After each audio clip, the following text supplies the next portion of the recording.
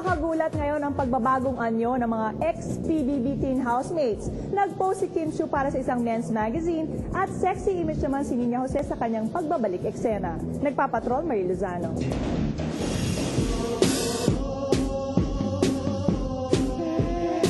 Nakakagulat ang pagbabagong anyo ni Kim Chiu sa pictorial na ito para sa men's magazine na Manual. Ako din na-shock din ako na ganito palang shoot ko eh. Sensual ang imahe ni Kim, kung saan mukha siyang Hong Kong action star.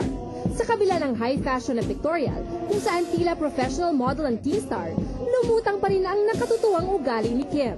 Ayon kay Kim, hindi siya gagawa ng mapangahas na pictorial. Hindi ako magpapasexy, no? Hindi naman ako sexy, tsaka wala naman ako papakita, puro likod, puro buto.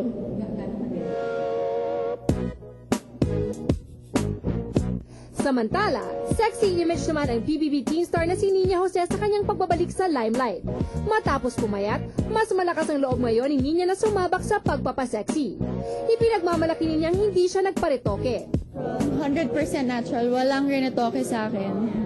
Nakatakdang maging cover si Nina ng isang men's magazine. I remember before na I told you and everyone na I wasn't gonna post for any sexy never talaga sexy magazine. But right now I'm eating up what I said and I am gonna be sexy after all.